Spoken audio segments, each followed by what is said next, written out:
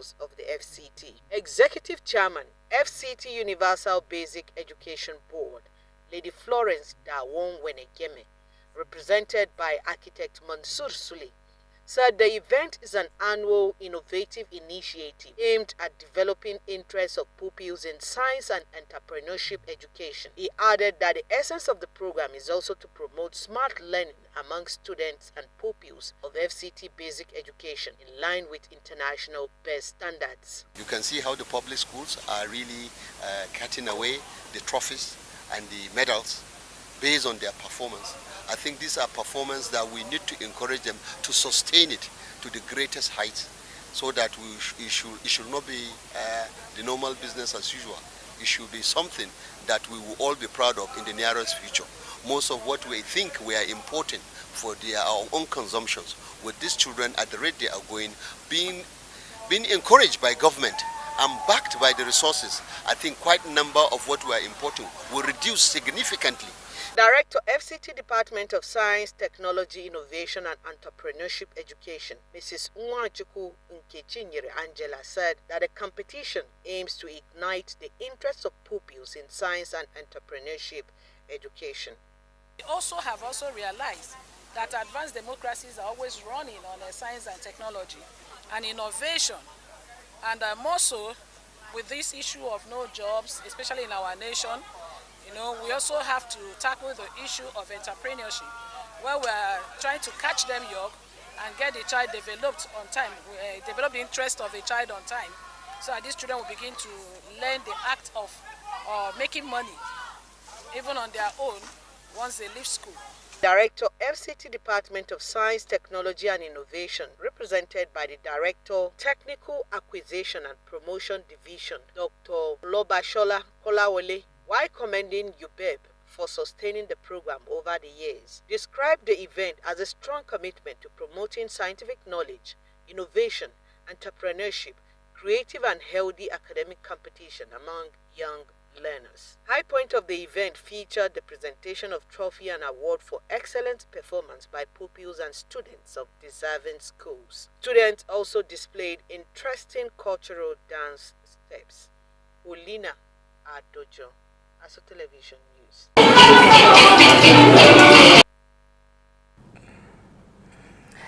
The Minister of Education, Dr. Maruf Tunji Alausa, says education remains central to President Bola Ahmed Tinubu's vision of building a $1 trillion Nigerian economy with sustained investment in human capital, skills acquisition, and tertiary education reforms, laying the foundation for long-term national prosperity.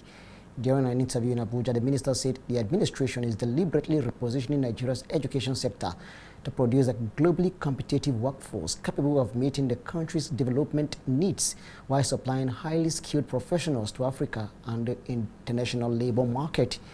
According to him, the federal government is transforming Nigeria's youthful population into a demographic dividend by expanding access to quality education and equipping young people with the knowledge and skills required to thrive in an increasingly competitive global economy. Those pharmacists and dentists, there was significant shortage, but would increase and triple and quadruple enrollment. Give us a few years now from now, when the students start graduating, even shortage of doctors and dentists and pharmacists will be a thing of the past. This is what coherent leadership is about. And we thank President Bola Ahmed Tinubu for his enormous support of the education sector. And this president believes education is the bedrock of our economic development. And as this president advances his $1 trillion agenda to make Nigeria economy $1 trillion economy just in 4 years from now, education will remain the central point of what will drive that. He attributed the progress to President Tinubu's unwavering commitment to the education, describing it as the bedrock of Nigeria's economic transformation and a strategic pillar of the administration's developmental agenda. And the president said, even whatever we're going to do, whatever raises we're going to give them, it has to be substantial. And that's why we got almost 40% increase. Qatar gave them 40% increase in the salary. And this president said, no. When the president was going to sign the approval, no. I'll sign this, I'll give them anything they want. education sector must be protected because we're moving the economy from a resource-based economy to a knowledge-based economy. And you've seen the peaceful atmosphere now. And what you're seeing now, look at for the first time in the last 15 years, public universities were ranked higher in the country. And let me On industrial harmony within Nigeria's tertiary institutions, Dr. Alausa credited President Tinubu's leadership style anchored on dialogue, trust, and mutual respect for restoring confidence between the federal government and the academic and non-academic staff unions. He stressed that under President Bola Tinubu's renewed hope agenda, education will remain a foundation for sustainable economic growth, national development, and shared prosperity, while assuring Nigerians that the ministry will continue to pursue reforms that unlock the full potential of the nation's greatest assets, its people. You are watching ASO Television News. Don't forget that you can watch us live on DSTV channel 392, StarTimes TV channel 127, and on Free TV, look us up on channel 507. On the UHF band, you can find us on channel 38. Now, still to come, CBN Governor Cardoso, World Trade Organization DG Ngozi Okonjo-Iweala set for 7th Africa Emerging Markets Forum in Abuja. Don't go away, we'll be right back. In Biggie's house, there is no place to hide. And even when you think no one is watching, the energy can swing in an instant. This BB Naija Season 11, everything burns brighter. Only the biggest moves tip the scale, because nothing is given, but everything is for the taking. When the world watches, will you be outshined? Or will you step up and take the spotlight? Big Brother Naija Season 11 starts Sunday, July 26th, showing 24/7 on DSTV Channel 198 and GoTV Channel 49. Headline sponsor, Bet Power.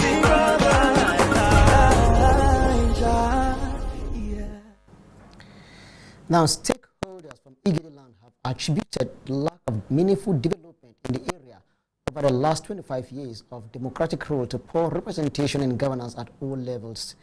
This was contained in a communique issued at the end of the second annual public lecture of the Association of Igede Media Practitioners Professionals held recently in Abuja. In the communique signed by the president of the association, Comrade Egana Sunday Oche, the group noted that despite the huge agricultural potential and abundant human capital in Igede Nation, poverty, absence of infrastructure, lack of industries, and underdevelopment have persisted. The stakeholders therefore urged the electorates to shun vote selling and vote for competence, and also charged the media to remain partners in development through accountability and development journalism. The association further resolved to work towards establishing a credible, non-partisan body to mentor future leaders and ensure that only persons with proven integrity are capable and capacity are supported by the community. Delivering the keynote address on rethinking leadership recruitment system in Igede Land 2027 in focus, NLC spokesperson Sir Benson Upa called for a more people-oriented leadership recruitment process to drive development. Chairman of the event and former Chief Security Economic Advisor to President Olusegun Obasanjo, Professor Odeojowu, called on all Igede sons and daughters to reunite and work together for the peace and development of Igede Nation. According to the communique, participants expressed hope that implementing the recommendations would better position the community for greater unity and relevance and development ahead of next year's general elections. Dignitaries at the event included the member representing Oju Obi Federal Constituency, Honorable David Ogewu, PDP candidate for Oju Obi Federal Constituency, General Ede Ode, NDC candidate for Benue South Senatorial District, Dr. Isaac Egboja, SDP governorship running mate, Dr. Margaret Oga, amongst others.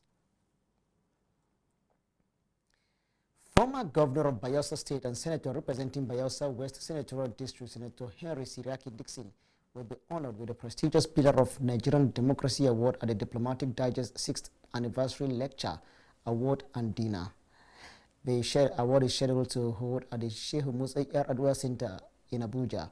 A statement signed by the chairman of the Central Planning Committee, Owo Lola Adebola, and made available to newsmen, said that the award is in recognition of Senator Dixon's unwavering commitment to democratic governance, constitutionalism, the rule of law, and his consistent contributions to the growth and consolidation of democracy in Nigeria.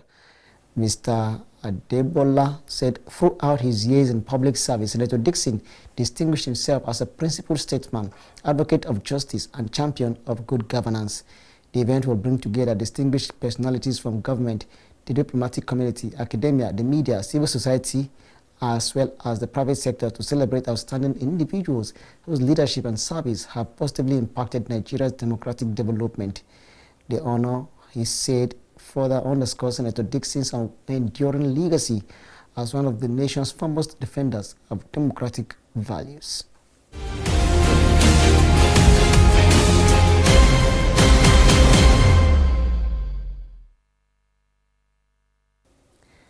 The Central Bank of Nigeria says its governor, Olayemi Cardoso, and the Director General of the World Trade Organization, Dr. Ngozi Okonjo-Iweala, are to lead a high-level dialogue at the forthcoming 7th Africa Emerging Markets on the 29th and 30th July 2026 in Abuja. A statement signed by the CBN disclosed that the forum, hosted by the bank in collaboration with the Emerging Markets Forum and the Center for Study of the Economies of Africa, will bring together senior policymakers, central bank governors, government ministers, development partners, private sector leaders, and leading economists from Africa and beyond to explore practical policy responses to growing global economic uncertainties. With the theme, Building Resilience Amidst Geo-Economic Uncertainties, the statement acknowledged that this year's edition will feature a keynote conversation between Cardoso and Ngozi Okonjo-Iweala on strategies for strengthening Africa's economic resilience, sustaining reform momentum, deepening regional integration, and unlocking long-term growth in an increasingly fragmented global economy. It added that the forum will also feature keynote addresses from the Minister of Finance and Coordinating Minister of the Economy, Mr. Taiwo Oyedele, and the Minister of Science and Technology, Dr. Kingsley Ude. The presentations are expected to highlight the importance of aligning fiscal, monetary, and innovation policies to accelerate Africa's economic transformation. Other notable participants include Indemit Gill, Chief Economist and Senior Vice President for Development Economics at the World Bank Group, Harindi Kohli, Founding Director and Chief Executive of the Emerging Markets Forum, and Professor Adamu Ahmed, Vice Chancellor of the Ahmadu Bello University, who will be joined by senior government officials, academics, development partners, and business leaders from across the continent and around the world. The forum aims to promote meaningful dialogues on issues of strategic importance to emerging markets while advancing practical evidence-based policy solutions tailored to the unique needs of African economies. According to the statement, the event underscores the shared commitment of the Central Bank of Nigeria and its partners to strengthening regional cooperation, fostering sound policy making, and driving innovative solutions that support sustainable, inclusive economic growth across Africa. Now, the Executive Secretary of the National Sugar Development Council, Mr. Kama Bakrin, has emphasized the need for adequate competitiveness of the nation's manufacturing companies across markets through a deliberate reduction in the cost of production, especially on power, credit, and logistics. The boss stated this during a presentation at a technical session of the 17th National Council on Industry, Trade and Investment points resolutions to reprising the country's factories that have been priced out of contention in order to withstand competition. Our business correspondent Ile Emeje has the details. Speaking in Enugu at the technical session of the 17th National Council on Industry, Trade and Investment on the need to compete favorably or concede, the Executive Secretary, National Sugar Development Council, NSDC, Mr. Kamar Bakrin, harps on how to revive the nation's industrial subsector and promoting industrialization. We're not here to invent industry, we're here to revive it. And this is the time to make it happen. This is the time to make Nigerian industry actually compete. My assignment can be summarized in 3 words, which is to cut the costs, to raise the output, and to win the market. Not on new machines, not on salaries, on diesel and gas. Every factory in Nigeria is running 2 businesses: the factory and the private power station. So not only do we need new factories in Nigeria, we actually need to make the existing factories work.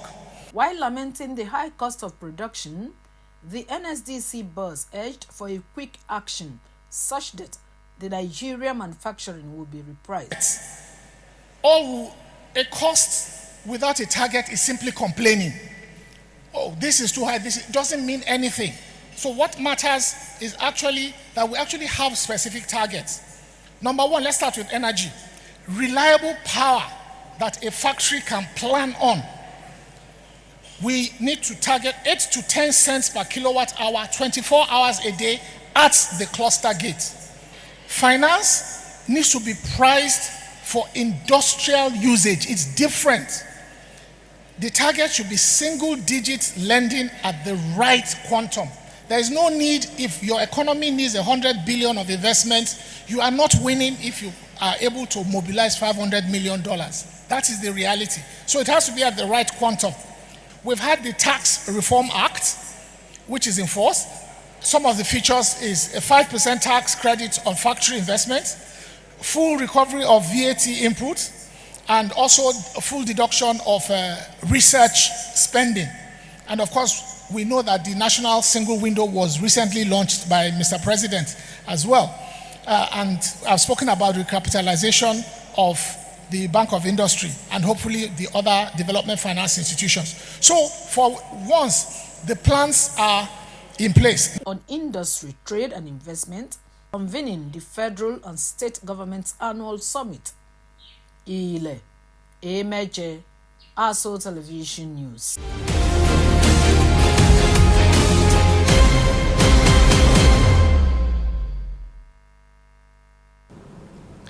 The FCT Province 10 has emerged champions of the 2026 Redeemed Christian Church of God Region 46 Sports Festival after defeating FCT Province 3 by 2-0 in a football final. The exciting finale held at the Guards Brigade football pitch in Asokoro, Abuja, attracted worshippers, athletes, and church leaders in a celebration of sportsmanship and Christian fellowship. Daniel Obi tells us more. The grand finale featured beautiful march past displays alongside thrilling sprint and relay events, creating an atmosphere of excitement and healthy competition.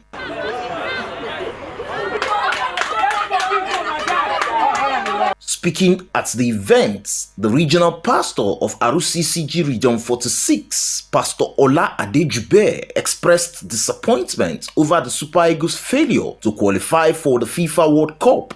He, however, commended participants for their discipline and sportsmanship, urging Christians to embrace sports as a means of promoting physical well-being, spiritual growth, and unity. The church is committed to using sports as an avenue for soul winning. You can see with the presenting of the magazine, you know the benefit of the written word. The sports message, we go further, and the gospel will also go with it. Head of the Regional Sports Directorate, Pastor Oyedele Adeleke, and other church leaders explained that the annual sports festival is aimed at promoting physical fitness, strengthening fellowship, and reinforcing godly values among provinces in the region. The first thing we need to know is that sport is universal, and that's one thing that sport does is to unify. And why the body of Christ needs it is because unity is one of the things that can make us to expand the kingdom of God. So if we are going to expand to the unreached, we should carry sport along. This is just the third edition, and I know that with time it will continue to improve. So far, we are doing well. I see, even since the morning I've been here, I've also seen that the youth involvement, the zeal, the eagerness is something worth commending. I would advise Christian brothers to be involved in sports, because sports has a lot of advantages, both physical and spiritual. Captains of the two finalist team expressed satisfaction with the standard of the competition and described the tournament as a platform for unity, friendship, and healthy rivalry. So I feel good, I feel blessed. I am proud of my team because we put a very hard work to this and God make it come to pass. We have plenty of injuries and plenty of